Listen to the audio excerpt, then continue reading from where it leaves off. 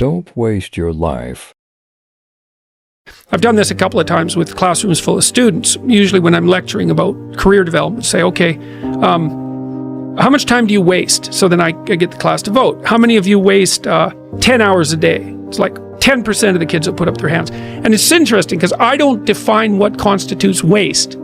I just ask the question. So they're diagnosing themselves, right? I'm not saying you're wasting 10 hours a day. I'm just asking. It's like, given your own attitude, how much time are you wasting? 10 hours a day. It's like 10% of the people put up their hands. Well, when you get to like 6 hours a day, 80% of the people put up their hands. So then we do the arithmetic. It's like, because I like doing arithmetic with people. People hate arithmetic, but I like doing it. It's like, okay, 6 hours a day. It's 42 hours a week. So let's call that a work week, 40 hours a week. So that's a work week. Let's say, what's your time worth? You're a university student. Well, it's certainly worth minimum wage, because obviously, but it's worth way more than that, because if you spend a productive hour when you're 20, then you gain the benefits of that hour for the rest of your life. So there's the compounding effect of time spent when we were young. So I say, well, let's assume your time's worth $50 an hour, which I think is an underestimate, but whatever. Let's call it 50. We can call it 25, but we'll call it 50. If that's $2,000 a week you're wasting. It's $100,000 a year. It's like, how much better would your life be if you weren't wasting $100,000 a year? It's like, what is that over 40 years? $4 million. It's like, you're rich. You don't even know it. Quit wasting time. By your own definition. It's like people shake their heads. Like, well, I never thought about it that way. It's like, yeah, think about it that way. Don't waste your damn life. And then you think, well, why would people be resistant to that message? It's like, well, you really want to wake up and figure out that you're wasting half your life? And you know, when people do that kind of wasting, they actually hate it. You know, and I've had lots of people come to my clinical practice who were chronic procrastinators.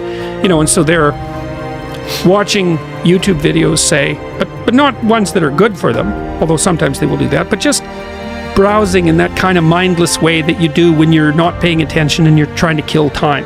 And people doing that, they feel bad, they get depressed, they feel anxious, they can't get away from it, they feel kind of quasi-addicted. There's this feeling of kind of internal rot and corruption that goes along with it. It's like, yeah, well, you're wasting your life.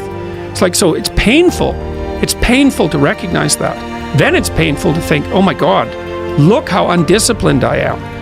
I don't know anything. I can't use a schedule. I can't stick to a calendar. I don't have any aims. I don't know anything about the world.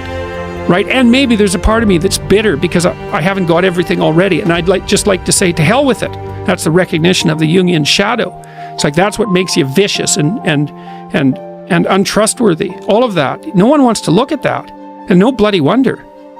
But hey, the alternative is worse. So the goal is this. You're going to take care of yourself.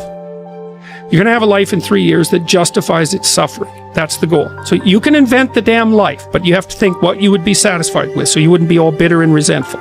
It's like, okay, what do you want from your family?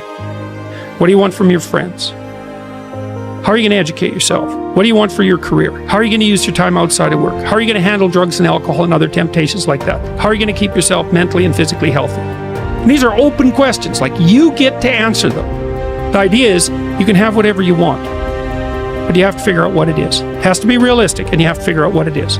It's okay, so now develop a vision. What's your life going to be like in 3 to 5 years? So you write it down.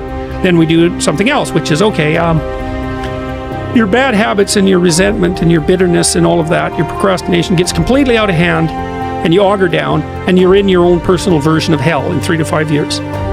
What does that look like? Well, everyone knows that. It's like everyone can look into the future and think, well, if I keep going on this dark path, this is where I'll end up. Well, then you've got little hell outlined for yourself to run away from, and you got a little heaven outlined for yourself to run towards, and then you're motivated.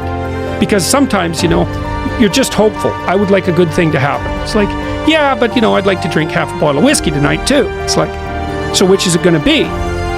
Well, just being hopeful about the future might not be enough, but then you think, oh, I see, like, there's that little hell thing that I outlined that's waiting for me.